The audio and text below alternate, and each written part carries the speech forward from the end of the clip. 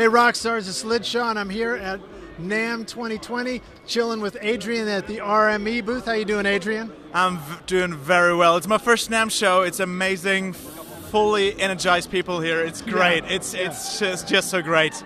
They may start rocking on a guitar and get like a little too energized. But anyway, if you don't know much about RME, RME has been around for ages, making high-end, very cool interfaces that do a lot of things that maybe the other ones don't. So why don't you show us what you got going on here this time?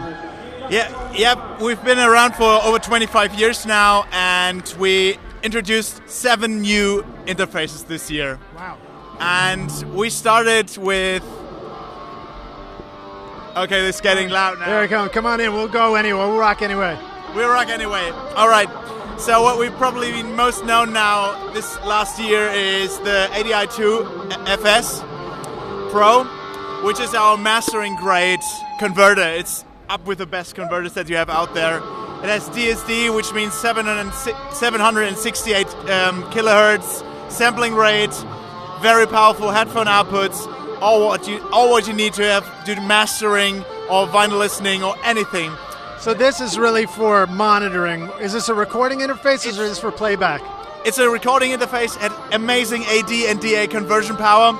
And it also is class compliant, so you could use your iPad or your iPhone connected directly with it, play your music and enjoy it in the best quality ever.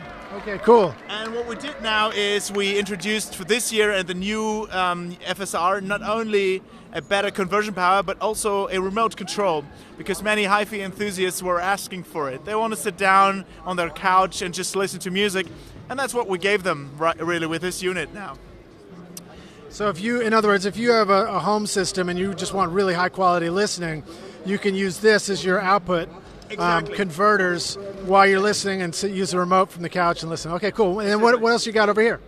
The ADI2 FS is a stripped down version of the ADI2 Pro. Essentially, it gets rid of the EQ that we have built in and the display. So we stripped down it a bit and it has the full power than the ADI2 Pro. But we had many users telling us, hey, I love the sound of the ADI2 Pro. I just would love to use it without all the other stuff. So what you're getting here is stereo ins and outs, best conversion quality, and you can just use it for mastering, what have you. It's just controllable. If you go on the back, you see it. We have digital connectors, AES or SPDIF or coax or optical, and AD and DA go out directly. 19 dBu impedance control for the input and outputs. It's a very powerful converter for everyone. All right, cool. And then this looks really familiar. This looks like something we'd have in our control room in the studio. So tell us what this is all about.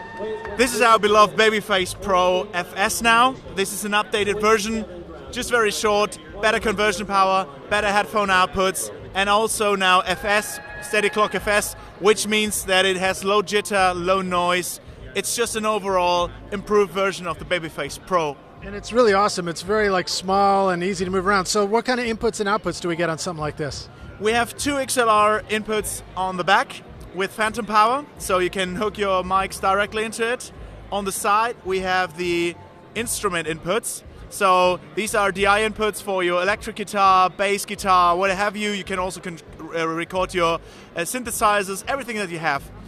On the side, then you have the headphone outputs. They are now improved, even better. And you have an XLR output for your main speakers or compressor or whatever you want to use. And then it's just a USB going in and out, it's right? It's just a USB, bus powered, and you have ADAT. So but you can also power it from the wall as well. That's the next thing. It's class compliant.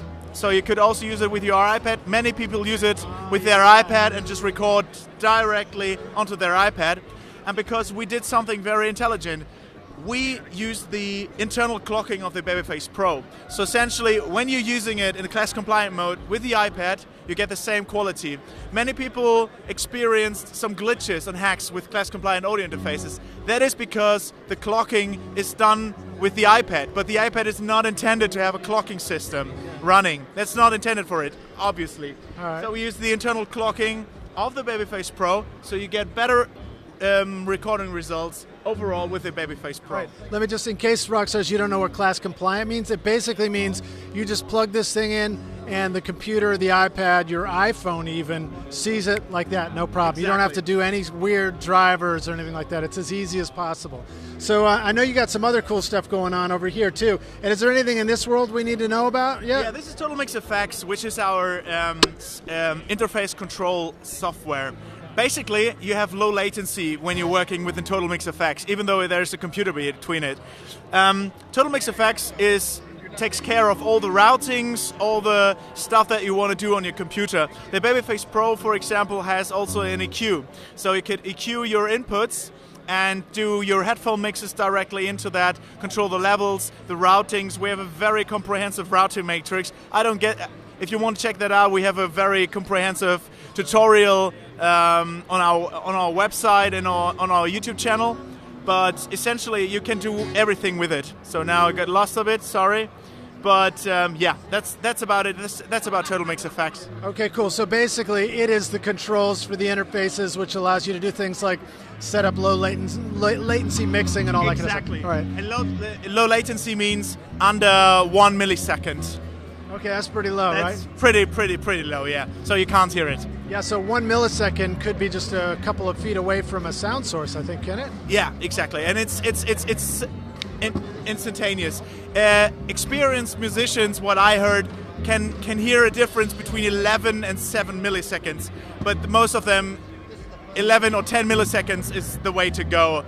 Other than that, you don't hear it. But latency is important. If you hit a note and it comes back too late, you lose the groove on a recording. Oh yeah, like definitely. That. And if you have a microphone and you hear a delay, you hear Yeah. phasiness and weird stuff. Yeah. But honestly, just as a reminder, rock stars, like 1 millisecond is moving a mic, a foot or two, depending on the sample rate, away from an amp. So your drummer is already sitting so many milliseconds away from you when you're playing with them. You know what I mean? Yeah, we're under 1 millisecond. I mean, we're like 0.1 it's crazy. It's really, really low when you're working in Total Mix FX. Will we be quizzed on that later? Do we have to memorize that number?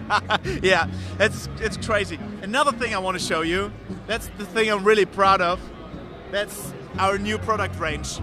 Because it's 2020, we think about new ways of audio. So what is the next step for audio technology? And that is for us, networking audio. And we are very interested in open formats. We always supported MADI, and we still do. And these interfaces are no exception. What we did now is we have the AVB tool, and what we're very proud of is the 12 mic, which is 12 microphone preamps in one case, amazing converter quality, and everything with AVB. If you look at the back, you can see that we have the normal Ethernet ports, and that hosts up to 128 channels of audio.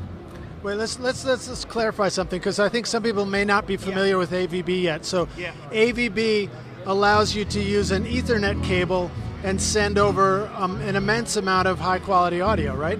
Exactly. It's you can think of it as the open format Dante. And Let's flip it around again so they can see what that looks like. Many people are accustomed. You just have a normal Ethernet cable and stick it right into there. And because it's RME, we can convert from everything. So AVB to MADI, MADI to AVB. So you don't even have to use AVB at first. But many people are supporting it right now. PreSonus, Mode 2, We Now. So it's an open format for your next level stage. Yeah, so let me point out something that somebody could do. A lot of homes are constructed with Ethernet cable routing built in, just like telephone lines or just like power or whatever. You can actually put interfaces in a home, different rooms of a home, and it becomes like the internet connection for your home studio, and now you've got all your audio routing all over the place, right? Exactly, that's the basic idea. And because we have a decentralized idea of networking, we think of this as your producer desk. So you have this in your room at home, and the other people maybe have in the main room these converters, like 32 channels, and then you can grab all these 32 channels with this unit on your speakers, because you have on the back some analog outputs, and you can also feed your 4 inputs into the network. So you can interact with other people and do so many stuff now that has been done before. And it's decentralized, so everyone can grab the 128 channels and put them back in. So can you control the mic preamp levels from the computer with this sort of thing over we're ABB? working on that, yeah. That's all possible. Very cool. So just a reminder, you could have you could put a box in each room with enough mics to do the drums and another one to do the guitars and everything, and then just hook it all up with Ethernet cables, which is a pretty cool thing about ABB.